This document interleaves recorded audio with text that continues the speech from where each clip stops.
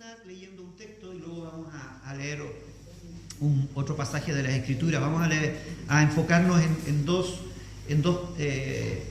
episodios, vamos a decirlo de alguna forma, ¿no? En la palabra del Señor. El primero es Isaías, capítulo 6, versículo 1. Isaías 6, 1. Isaías capítulo 6, versículo 1. ¿Sí? Lo tenéis acá. En el año que murió el rey Usías, vi yo al Señor sentado sobre un trono alto y sublime, y sus faldas llenaban el templo. Repito, en el año que murió el rey Usías, vi yo al Señor sentado sobre un trono alto y sublime. El año que murió el rey Usías. Ese fue un año que marcó la vida de Isaías, por eso lo está escribiendo aquí. Fue un tiempo de cambio para su vida. Ese año que murió el rey Usías, su vida cambió, su vida se transformó en otra vida, una vida diferente. Pero ¿quién fue ese Usías? Para poder entender quién fue Usías, tenemos que ir a 2 de Crónicas, capítulo 26. Y en el versículo 1 al 21 nos narra lo que fue la vida de este rey. La vida de este rey. Un rey que comenzó a reinar muy joven. Bueno, aquí lo tenéis, ¿no? Y yo quiero tomarme el tiempo para leerlo y luego comentar algunas cosas. Entonces, todo el pueblo de Judá tomó a Usías, el cual tenía 16 años. Imagínense el rey, de 16 años de edad. Y lo pusieron por rey en lugar de Amasías, su padre. Usías edificó a Elot y le restituyó a Judá después que el rey Amasías durmió con sus padres. De 16 años, y lo vuelve a recalcar, de 16 años, era Usías cuando comenzó a reinar. ¿Y cuánto reinó? 52 años reinó en Jerusalén. El nombre de su madre fue Jecolías de Jerusalén. Y aquí viene una característica de él. Él hizo lo recto, ¿cierto?, ante los ojos de Jehová, conforme a todas las cosas que había hecho Amasías su padre. Y persistió en buscar a Dios en los días de Zacarías, entendido en visiones de Dios. Y en estos días en que buscó a Jehová, él le prosperó. Es interesante que un joven de 16 años, tenemos jóvenes más jóvenes aquí, otros un poquito pasados ya, pero un joven de 16 años que enfrenta un reto que es muy grande, que es reinar, lo hace con los pies bien puestos en la tierra. No se le van los humos a la cabeza, no tiene hambre de poder, lo único que quiere es hacer las cosas bien, por lo que yo veo. Y él dice que lo primero que hace para hacer las cosas bien, ¿qué es lo que hace? Es buscar a Dios. Y persistió, dice, en buscar a Dios. Insistió en buscar a Dios, podría yo decirlo de otra manera. Él se enfocó en buscar a Dios. La clave de todo lo que iba a ocurrir en su vida comienza con esta simple frase: persistió en buscar a Dios, dice el versículo 5, y aún termina: y en estos días que buscó a Jehová, dice, él le prosperó. Es decir, él buscaba a Dios, él entendía que todo el reinado, que las cosas que él pudiese hacer para bien o para mal, vamos a decirlo, todo iba a depender de su enfoque y de su búsqueda de Dios. Dios tenía que transformarse en el centro, en la inspiración, en el principal consejero para su vida. Dentro de la ecuación de lo que él entendía de que iba a ser un reinado, un gobierno de esta naturaleza, él sabía que Dios tendría que cumplir una función fundamental. Dios era un elemento fundamental, era una persona fundamental en la vida y en las determinaciones que él iba a tomar. Entonces él persiste en buscar a él. Él busca una y otra vez, eso es persistir, una y otra vez, insistentemente, cada día, cada momento, cada instante, con la mirada puesta en el cielo, buscándole. ¿Y cuál es el resultado? Él dice que Dios le prosperó. Cuando insistimos nuestra vida y persiste nuestra vida en buscar de Dios, Dios va a prosperarnos. El versículo 5 también nos da, como lo tenéis aquí, nos da otra clave. En esta búsqueda de Dios, él dice que lo hizo en los días de Zacarías, entendido en visiones de Dios, ¿no? Y en estos días buscó a Jehová. Es decir, él también buscó gente clave para lo que él era buscar de Dios.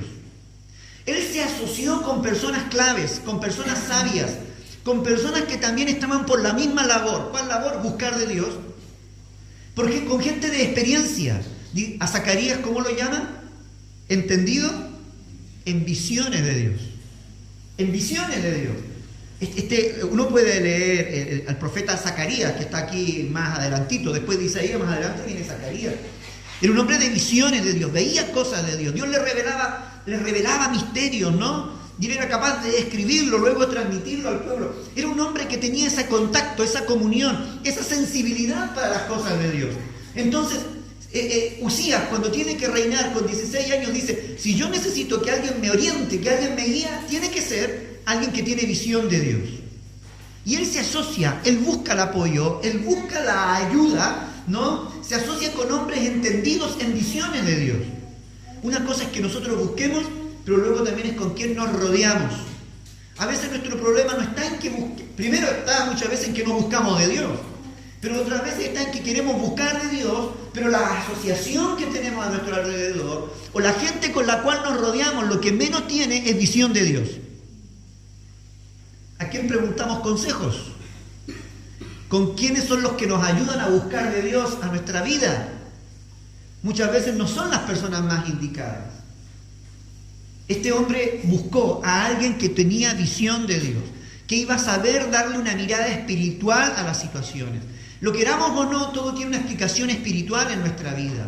Todo depende de lo que ocurra, ¿cierto? Y lo que Dios quiere, y lo que Dios determine. Todo ocurre ahí en esa esfera espiritual que nosotros no vemos, ¿no? Donde ocurren situaciones y cosas. Hace unos días atrás, cuando estuve en el Congreso en Gandía, no sé si estaba Daniel ahí presente y Paz, pero había un hombre que nos comentaba que él era un predicador, uno de los predicadores, que Dios él de Estados Unidos, y que él en su juventud había practicado mucho lo que era la brujería, el satanismo, había estado muy relacionado con las ciencias ocultas, y que Dios lo había liberado de todo eso. Entonces, una de las cosas que a él le llamaba la atención es que una de las cosas que él era capaz de entender y había comprendido antes de llegar al Evangelio, y luego en el Evangelio ya era mucho más práctico, más fácil, era que él entendía que todo dependía de lo que no se veía, de la esfera espiritual. Estaba tan acostumbrado a asociarse con el lado oculto, con las tinieblas, ¿no? Y trabajar de esa manera, que cuando llega al Evangelio dice, pero esta gente, dice, ¿no? Hablando del Evangelio, dice, esta gente teniendo el poder, teniendo la verdad, siendo del reino de los cielos, del reino espiritual de la luz, aún no comprende el poder que tiene y lo que se mueve, ¿no? En esa esfera espiritual. Entonces para él era más familiar la esfera espiritual que para muchos de los cristianos, porque sabía lo que se cocinaba allí, ¿no? El poder que tenía la vida espiritual. Y yo veo a un Usías que entiende que muchas de las cosas que nosotros vivimos y experimentamos dependen de la vida espiritual, de nuestra vida espiritual, de nuestra relación espiritual con Dios, de la dimensión espiritual. El enemigo, dice la Biblia, que anda como león rugiente buscando a quien devorar. La corriente de este mundo está empujando, ¿no? Porque el príncipe de la potestad del aire, dice la Biblia, ¿no? Está guiando a la gente, a los hijos de desobediencia, los lleva hacia el caos, hacia la perdición. Y cuando nosotros no estamos alineados, no estamos buscando de Dios, muchas veces esa corriente tiende a sacarnos, ¿cierto?, de la visión, de los planes, los propósitos de Dios para nuestra vida. Por eso que Usías no solo buscó de Dios para hacer las cosas bien, sino que se asoció con la gente entendida en visiones, con la gente sabia, con la gente que hablaba el lenguaje de Dios, con la gente que hablaba el lenguaje espiritual, no que estaba hablando tonterías, con una mentalidad terrenal, humanista, materialista incluso muchas veces. No. Él se asoció con la gente que realmente tenía una visión de Dios y que iba a poder inspirar su vida y poder gobernar, por decirlo de alguna manera, gobernar el reino, no desde lo terrenal, sino desde lo espiritual, desde la posición de Dios. ¿Y Dios qué es lo que hace? Prospera. Cuando nosotros buscamos de Dios, nos asociamos con la gente correcta, con la gente que va a ser de bendición, con la gente que nos enseña a pensar también de manera espiritual y ver las cosas de manera espiritual, dice que Dios prospera, que Dios le prosperó, le bendijo. Cuando nos enfocamos, cuando aplicamos nuestra atención, nuestro esfuerzo y nos asociamos con las personas correctas, Dios trae bendición. ¿Cuáles son las consecuencias de esa bendición? ¿Cuáles son los ámbitos de esa bendición? Aquí incluso lo narra, dice, versículo 6 en adelante, permítanme. Y salió, dice, peleó contra los filisteos, rompió el muro de Gat, el muro de Jabnía, el muro de Asdod, y edificó ciudades en Asdod y en la tierra de los filisteos. Dios le dio ayuda, dice, contra los filisteos y contra los árabes que habitaban en Gur-Baal y contra los amonitas, y dieron los amonitas presentes a Usías, y se divulgó su fama, dice, hasta la frontera de Egipto, porque le había hecho altamente poderoso. Edificó también, dice, aparte de esto, también edificó Usías torres en Jerusalén, junto a la puerta del ángulo y junto a las puertas del valle y junto a las esquinas, y las fortificó. Asimismo, otro punto más, edificó torres en el desierto y abrió muchas cisternas, porque tuvo muchos ganados, así en el Cefela como en las vegas, y viñas y labranzas, así en los montes como en los llanos fértiles, porque era amigo de la agricultura. Tuvo también otro aspecto de bendición, Usías, un gran ejército de guerreros, los cuales salían a la guerra en divisiones, de acuerdo con la lista hecha por mano de Gediel, escriba, y de Maasías, gobernador, y de Ananías, uno de los jefes del rey. Todo el número de los jefes de familias valientes y esforzados eran 2.600. Y bajo la mano de estos estaba el ejército de guerra de 307.500 guerreros poderosos, fuertes, para ayudar al rey contra los enemigos. Aparte de eso, Usías preparó para todo el ejército escudos, lanzas, yelmos, coseletes, arcos y hondas para tirar piedras. Aparte de eso, hizo en Jerusalén máquinas inventadas por ingenieros para que estuviesen en las torres, en los baluartes, para arrojar saetas y grandes piedras. Y su fama, dice, se extendió lejos, porque fue ayudado maravillosamente hasta hacerse poderoso. A veces uno dice, mira, Dios te bendice en esto, pero yo veo que extiende, Dios le bendice, es que el territorio se extiende, va más allá de sus propias fronteras, es capaz de derrotar a sus enemigos. Pero también la bendición yo la veo en el otro ámbito, que tiene reconocimiento, tiene prestigio, se gana la fama y el respeto y la honra aún de sus enemigos, que le traen presentes para quedar bien con él, ¿no? Realiza construcciones, cosas prácticas, avances civiles, ¿no? Ayuda a la comunidad de una manera hermosa, hay mejoras económicas, la tierra comienza a prosperar, tiene que abrir pozos allí para el ganado, la tierra se convierte en tierra fértil, en tierra de bendición. Aparte de eso, el ejército que le comienza a rodear y con el que se rodea es un ejército ordenado, organizado, profesional, bien preparado, con armas de última generación.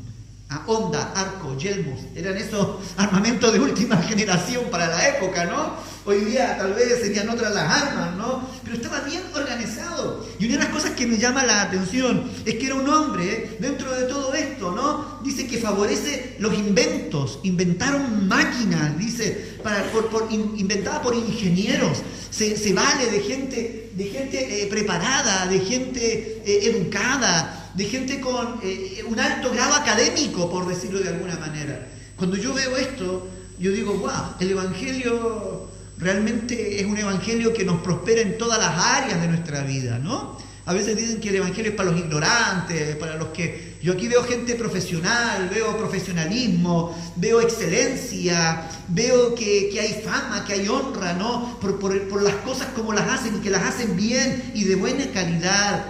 Y yo veo un Usías que por buscar a Dios y valerse de gente sabia que tiene la visión de Dios, Dios comienza a prosperar, comienza a ensanchar su territorio, comienza a protegerlo, comienza a guardarlo, y su vida comienza a ganarse un prestigio, un renombre, una fama, por el solo hecho de ¿qué? De buscar de Dios. Empieza a ir bien, porque cuando tú y yo buscamos de Dios y nos asociamos con la gente que busca a Dios y que tiene visión de Dios, no tiene por qué irnos mal, nos tiene que ir bien. Y me gusta esa frase con la que termina, ¿no? Porque fue ayudado hasta hacerse poderoso, fue ayudado maravillosamente por Dios. Es decir, es interesante cuando la prosperidad viene porque Dios está en el asunto. Cuando la prosperidad viene no porque yo me lo he ganado, porque yo me he esforzado, porque yo lo he hecho, simplemente yo. No, yo hago mi parte, pero por sobre todas las cosas está la bendición de Dios en todo lo que nosotros hacemos. Más cuando ya era fuerte, dice el versículo 16. Ocurrió algo aquí. Su corazón se enalteció para su ruina. Siempre, bueno, una de las cosas que vas a ver en la Biblia es que la Biblia te cuenta lo bueno y lo malo de las personas, porque así es. Cuando él tenía 16 años, se aferró a Dios y buscó de Dios, buscó la visión de Dios, y como quien dice, Señor, si tú no me ayudas, de esto yo no me levanto, yo de esto no puedo, yo no voy a prosperar, yo no voy a bendecir. Y Dios dijo, muy bien, hijo, yo voy contigo. Y Dios comenzó a prosperarlo y a bendecirlo. Pero cuando llegó a la cima, vamos a decirlo, cuando llega a la cima de la montaña, cuando él ya está en la cúspide, dice que cuando se hizo fuerte, ¿qué es lo que ocurrió en su corazón? Su corazón se enalteció. Su corazón se enalteció. Su corazón se enalteció y llegó a creer que era algo que realmente no era. Siempre viene a mi mente la imagen de Nabucodonosor. No sé si habéis leído alguna vez al profeta Daniel. Nabucodonosor había conquistado reinos, se había hecho poderoso.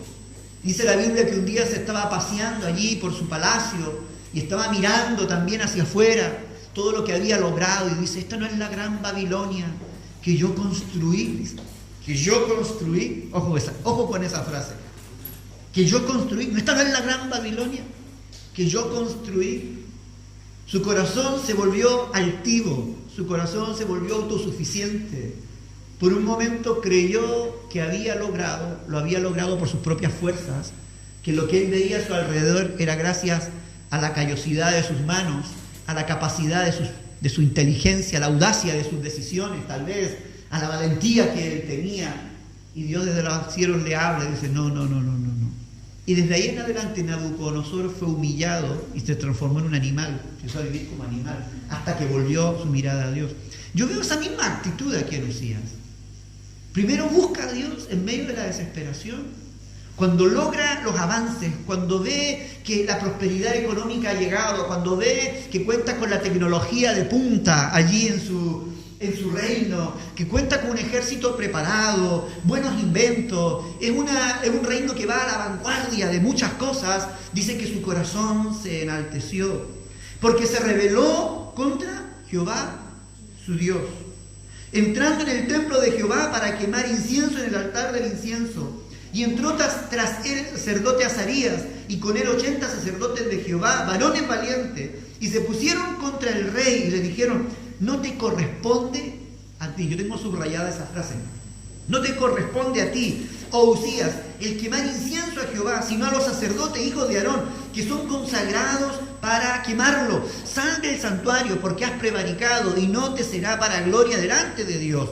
Entonces Usías, dice la Biblia, teniendo en la mano un incensario para ofrecer incienso, se llenó de ira, y en su ira contra los sacerdotes, la lepra brotó en la frente, delante de los sacerdotes, en la casa de Jehová, junto al altar del incienso. Y lo miró el sumo sacerdote Azarías y todos los sacerdotes, y aquí la lepra estaba en su frente, y le hicieron salir apresuradamente de aquel lugar, y él también se dio prisa a salir, porque Jehová lo había herido.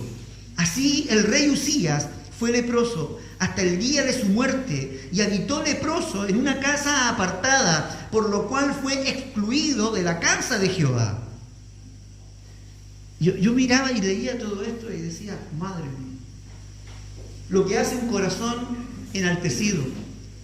Cuando el corazón se enaltece, cuando el corazón se cree algo, cuando tú crees que eres algo, y automáticamente, en el mismo instante en que tú te enalteces, te estás rebelando contra Dios. Estás menospreciando lo que Dios ha hecho. Estás despreciando lo que Él ha hecho y estás menospreciando lo que Él puede hacer. Y nos lleva a hacer cosas que no corresponden, que no corresponde hacer. Nos hacemos dueños de nuestras propias decisiones. Y nuestras propias decisiones lejos de estar en sintonía, ¿no?, con la búsqueda de Dios y la visión de Dios para nuestra vida y el propósito de Dios para nuestra vida, se transforman en decisiones netamente humanas, que lo único que buscan en este caso, como el caso de Uzías, es poder complacer su corazón y hacer valer su autoridad y demostrar que él tenía control sobre todo lo que estaba ocurriendo. Algunos, tal vez nosotros, no hemos llegado a tener lo que Uzías tuvo, pero por mucho menos, a veces nuestro corazón se ha enaltecido y que nos creemos con el derecho de hacer lo que nos da la gana con nuestras vidas y con quienes nos rodean, por mucho menos. Eso es enaltecerse. Cada vez que tú dices, yo quiero hacer lo que me da la gana, cada vez que tú empiezas a tomar decisiones por ti mismo y dejas de buscar a Dios, tú estás rebelándote contra Dios y estás tomando el control de tu vida, y eso al final lo único que va a acarrear es que tu vida termine como la vida de Uzías. Una vida que es alejada, que es excluida. Note esa palabra que a mí me golpeó muy fuerte. Fue excluido de la presencia de Dios. Nosotros por mucho menos, a veces simplemente porque hemos logrado un buen trabajo, porque ahora ganamos un poco más de dinero, porque ahora tenemos un coche, porque ahora nos han dado un papel, porque ahora tenemos un título, porque ahora tenemos esto, por mucho menos, muchas veces ya creemos que lo hemos alcanzado todo y que podemos tener el control de nuestra propia vida y organizar nuestra vida como nos da la gana. Ojo con eso. Eso es peligrosísimo.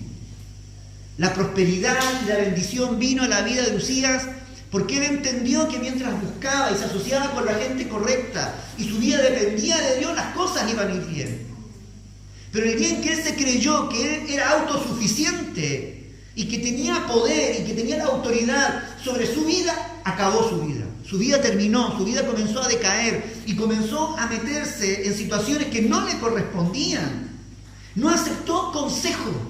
Antes estaba al lado de los hombres de Dios diciéndole: Zacarías, esto es de Dios, ¿qué crees tú? ¿Le parecerá bien? ¿Será la voluntad de Dios? Ahora no, venían los sacerdotes y le decían: Uzías, no lo hagas, eso no te corresponde. Ofrecer incienso en la presencia de Dios nos corresponde solo a nosotros, no lo hagas. ¿Qué es lo que hace Uzías?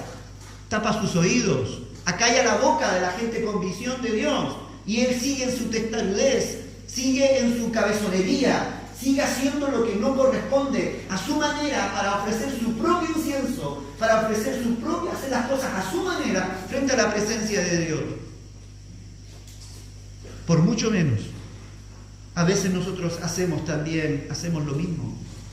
Dejamos de escuchar consejos. ¿Qué consejos estás escuchando? ¿A quiénes estás oyendo? ¿Quiénes son las personas que están a tu lado? ¿A quiénes escuchan? ¿Te gusta escuchar solo los que te dicen lo que te gusta oír? ¿Por qué a veces no escuchamos los consejos de la gente sabia? No, porque eso va en contra de mis placeres. Porque eso no me gusta lo que me está diciendo, porque me quieren controlar la vida. Porque quieren que yo haga cosas en contra de mi voluntad. Y no, déjame, yo y mis circunstancias. No, porque lo que me están diciendo, no, es muy sacrificado. El domingo pasado esa palabra sacrificio a mí me daba vuelta, que presentemos nuestras vidas como sacrificio vivo, agradable a Dios, que es nuestro culto racional. No, es muy sacrificado. Nos da miedo muchas veces cuando nos aconsejan porque están desafiando nuestra fe.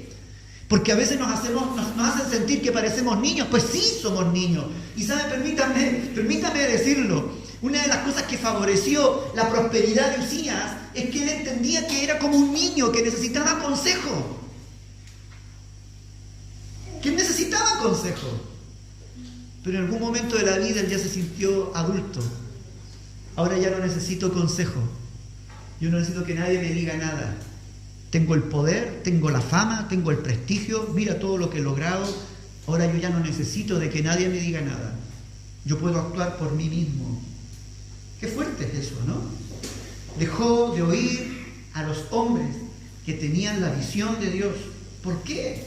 Su corazón se enalteció. No lo llevó a creer que no había, lo llevó a creer, que no había nadie superior a él.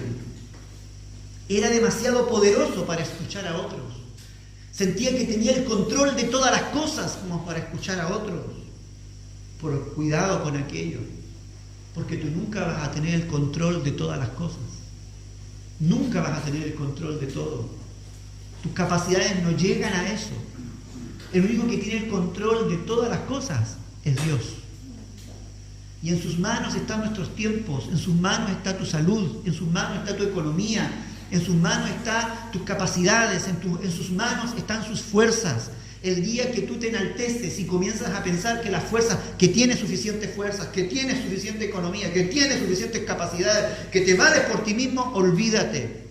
Eso es una mentira, eso es un engaño. Basta que Dios te toque el hígado, te toque esto, te toque aquello, te venga una deuda, te venga una cobranza superior a tu economía y se acabó. Basta que venga una enfermedad que tú ya no puedas superar, te vas a sentir inhabilitado y verás que no vales nada. Porque nos enaltecemos con una facilidad y nos olvidamos que tú y yo dependemos y tenemos que aprender a depender, estar conscientes que dependemos 100% de Dios. Dependemos 100% de Él. Él insistió. Él quería entrar a la presencia de Dios ahora por la fuerza. Qué diferente era Lucía de 16 años, que se acercaba a Zacarías, que buscaba a Dios. Zacarías, ahora no. Él ahora venía ante la presencia de Dios, tal vez con un pecho como pavo, dicen algunos, ¿no? Así, pavoneando ante Dios. Te voy a ofrecer incienso. Como de colega a colega, ¿no? Pero él no entendía que en esa presencia había alguien más poderoso que él, que era la presencia de Dios. La presencia de Dios era más poderosa que él. Y cuando él se enaltece, cuando él se revela, cuando él fuerza y con su ira y en medio del enojo, porque más encima le da una pataleta cuando le están aconsejando, y lo único que provoca es una rebeldía en su corazón, dice que es herido por Dios, con una lepra en la frente. Brota esa lepra. Eso le causa ser apartado, excluido de la casa de Dios, y eso significa que Dios ya no contaba con él. Yo puse aquí una frase muy simple y grábala, apúntala, de verdad, apúntala o déjala, o si no luego escúchala. Tan simple. Cuando tú dejas de contar con Dios, Dios deja de contar contigo. Cuando tú excluyes a Dios, Dios te excluye. Automáticamente te estás excluyendo del plan de Dios. Cada vez que tú excluyas a Dios de tus planes, automáticamente Dios dice, vale, yo no entro allí. ¿Sí? Dios no entra a un matrimonio que no lo invitan. Dios no entra a una economía que no lo invitan. Dios no entra a un trabajo que no lo invitan. Dios no entra a un plan donde no lo invitan. Cuando tú excluyes a Dios, porque te crees tan autosuficiente, Dios dice, perfecto, en tu corazón no hay espacio para Dios, para dos. En tus planes no hay espacio para dos. ¿Estás tú o estoy yo? ¿Estás tú con tus asociados o estoy yo con mis asociados trabajando contigo? Cuando dejas de contar con Dios, Dios deja de contar contigo. Cuando el año que murió el rey Usías fue un año trágico. Un hombre que muere excluido, alejado allá en su casa, lejos de la casa de Dios. Su gran trono lleno de fama, de poder y reconocimiento quedó vacío. Ya no estaba. ¿Alguien quería ver a Usías? Ya no estaba. El majestuoso Usías, el grandioso Usías, el poderoso, el conquistador, el reformador, el que había logrado cosas, miran hacia allá, ya no estaba. ¿Dónde está Usías? Está leproso, pasando sus últimos días, moribundo, allí en su casa. Su gloria y majestad se apagaron automáticamente, paulatinamente, ¿no? Para dejar en evidencia que había otro más grande y más glorioso y más majestuoso que ese Usías, más admirable que ese Usías. Por eso es que cuando leemos el versículo 1 del capítulo 6 de Isaías, Isaías dice que cuando en el año en que murió el rey Usías, ¿qué es lo que hace? Vio al Señor. ¿Sabe el problema muchas veces nuestro? Es que hay muchos Usías que tienen atrapada nuestra atención también. Y a veces somos nosotros mismos nuestros Usías. A veces son nuestros hijos nuestros Usías. A veces es nuestro buen nombre, nuestro ego. A veces son lo que nos rodea, nuestros Usías. Los Usías representan todo aquello que deslumbra, todo aquello que es llamativo, todo aquello que tiene atrapada nuestra atención y que resplandece. Usías se había ganado un prestigio.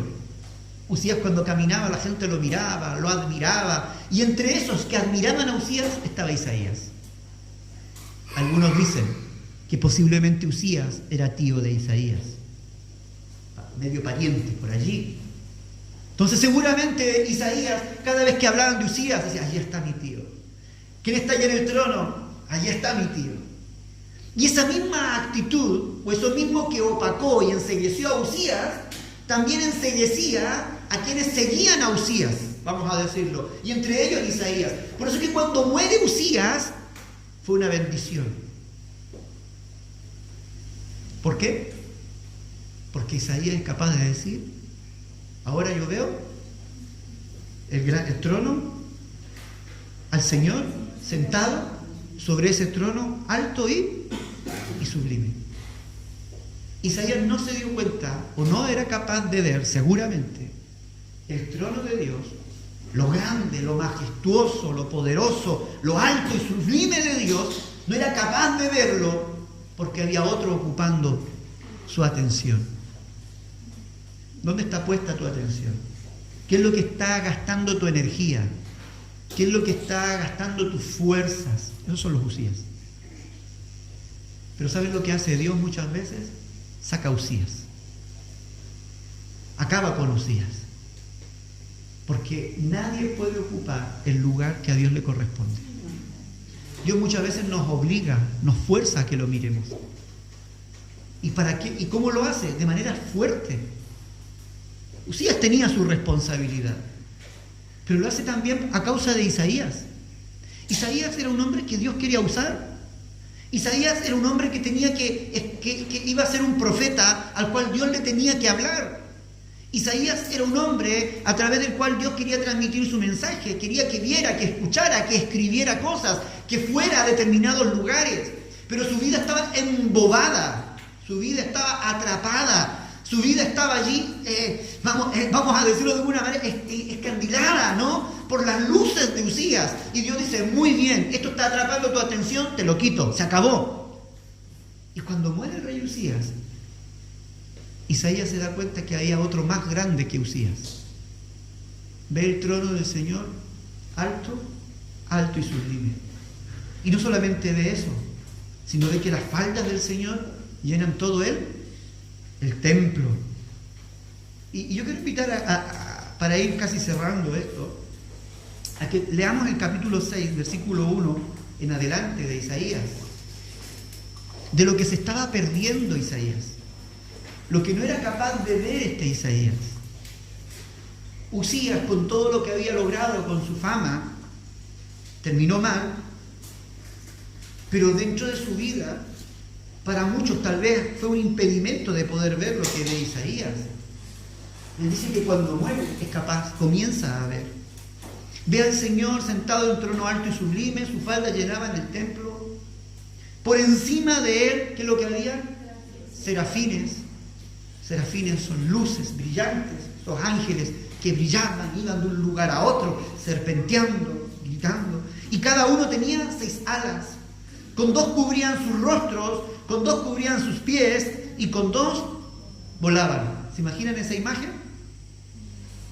Y si están ante el trono de Dios estos personajes, estos serafines, tienen 2 alas acá, pero hay otros que están cubriendo sus pies y otras cubriendo sus rostros. ¿Te has preguntado por qué cubren sus rostros? ¿Ah? Por la presencia de Dios, claro.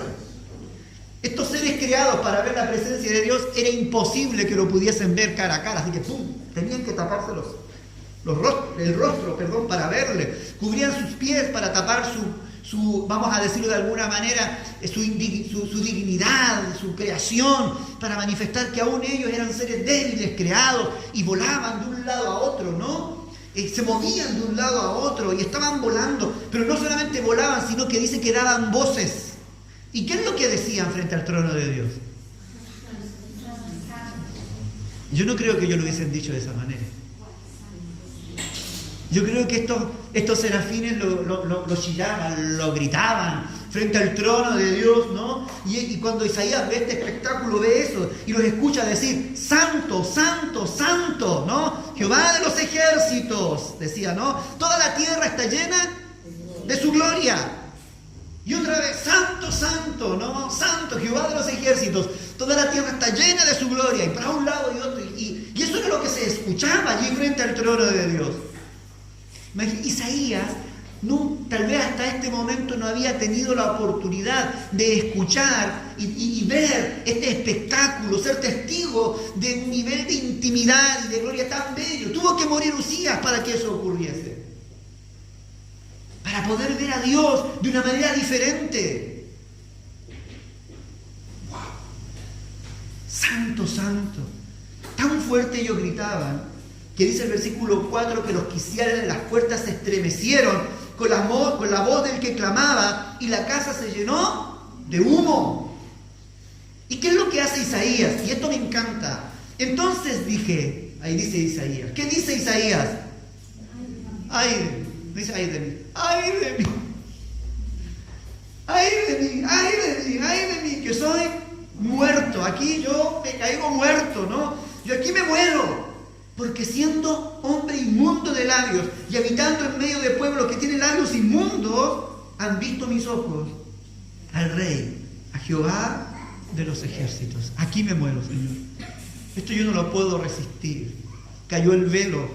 Por fin todo lo que opacaba, todo lo que impedía, todo lo que estaba estorbando para que Isaías pudiese ver al Señor, disfrutar, contemplar su verdadera grandeza, ¿no? Y poder mirarlo a Él. Se cae Usías, no vamos a decir, ese rey famoso, ese rey próspero, pero pasajero, pero temporal, no, eso que se acaba. Usías representa lo que viene, pero se va, no es permanente.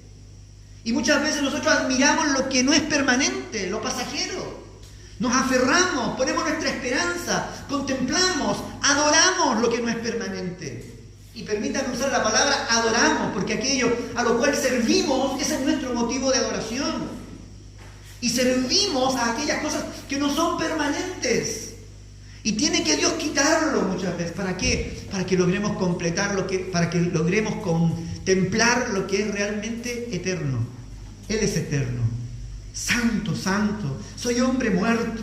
Aquí me voy a morir, Señor. Tengo labios inmundos, habito en un pueblo de labios inmundos y mis ojos te han visto. ¿Y qué es lo que hace el Señor? Y voló hacia mí un serafín, de estos que andaban volando, teniendo en su mano un carbón encendido, tomado del altar de la presencia de Dios, con las tenazas, y tocó sobre él su boca y le dijo, he aquí que esto toca tus labios, y es quitada tu culpa y limpio tu pecado. Eso nos habla de purificación. ¿Por qué Dios limpia los labios de él? ¿Con qué objetivo Dios limpia los labios de él? Purifica los labios de Isaías. Para que sus labios estuviesen preparados para alabarle, adorarle, pero también para transmitir el mensaje que Dios tenía que transmitir a través de él. Dios quiere limpiar nuestro lenguaje, quiere limpiar nuestras palabras, esas palabras que han dado gloria, esas palabras blasfemas, esas palabras de mentira, esas palabras calumniadoras, esas palabras arrogantes, esas palabras muchas veces altivas, ¿no? Las palabras de Usías en su último tiempo. Dios tiene que eliminarlas de nuestros labios.